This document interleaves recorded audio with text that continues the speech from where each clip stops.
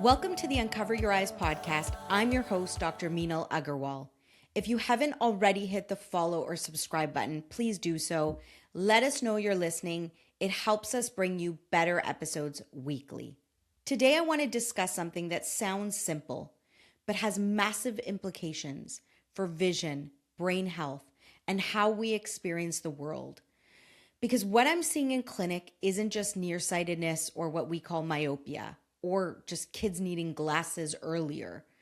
It's a pattern, and it connects sunlight, dopamine, spatial awareness, and how the brain is developing in a modern environment. Let's start with the science.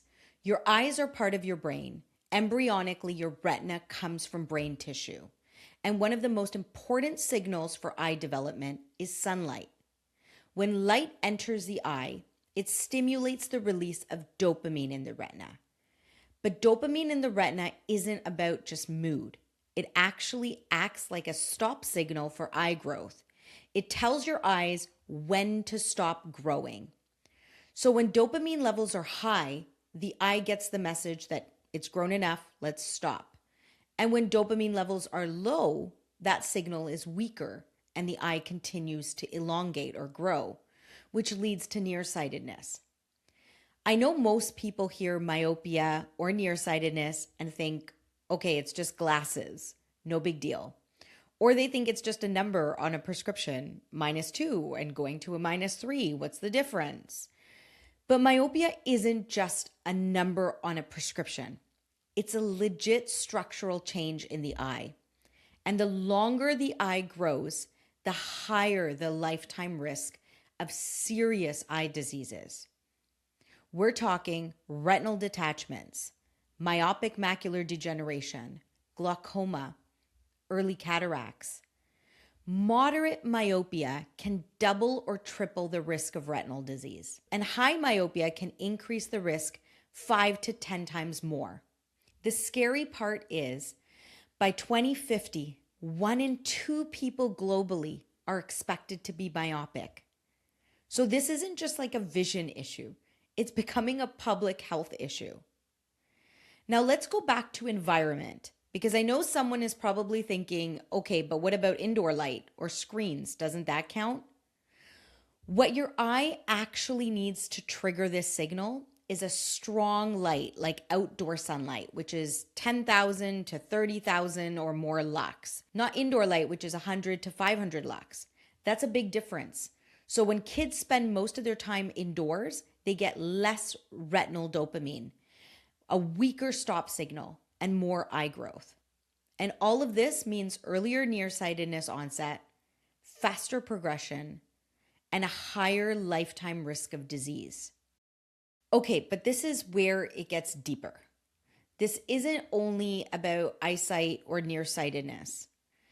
Outdoor environments provide depth, movement, and unpredictability. Your brain is constantly processing distance, motion, and where you are in space. This is how we build our spatial awareness, our awareness of where we are in space and where we are in relation to others. Now let's compare that to screens that are flat, a fixed distance, 2D, predictable, and there's minimal movement. So what happens when you're used to sitting indoors and being on a screen all day? Your brain adapts. And this is what I'm starting to see more and more. Kids today can navigate apps, but not space. Kids are avoiding sports, struggling with coordination, feeling overwhelmed in busy environments, and have difficulty reading social cues. Adults are relying on GPS more and more. They're feeling off in crowds, expressing the need to be more introverted. I know I felt like this, having more mental fatigue in real-world environments. I started seeing this pattern so often because of the environment we've adapted to that I felt it needed a name. Spatial Awareness Processing Disorder, or SAPD, a way to describe what's happening when the brain isn't getting enough real-world spatial input and starts to process space less efficiently. The problem when we brought screens into our lives is we didn't just add them. At the same time, we removed movement. We removed depth and eliminated variability. So what can we actually do? I'm not saying eliminate screens, but let's reintroduce the missing inputs. Start simple, more outdoor time, daily, not just sometimes. Unstructured play, that adds movement and unpredictability. Look in the distance more, not just do near work. And let the brain work and think. Don't always assist it with apps and navigational tools. These small shifts can actually help retrain the brain over time. This episode is really just the beginning of a much bigger conversation about how we see, move, process, and connect to the world around us. And that's exactly why I wrote my upcoming book, Stuck in a Flat World, coming in this fall 2026. It goes deeper into how our environment is reshaping the brain, what we're losing without even realizing it, and how to start reversing it. If this resonated with you, join the waitlist for my upcoming book. The link is in the description. Because once you start seeing this, you won't be able to unsee it.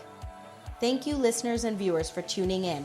If you want to catch more episodes of Uncover Your Eyes, make sure to follow or subscribe on your favorite podcast platform and on YouTube. To learn more about me, follow me on Instagram at dr.Meenal Agarwal. Until next time, keep those eyes uncovered.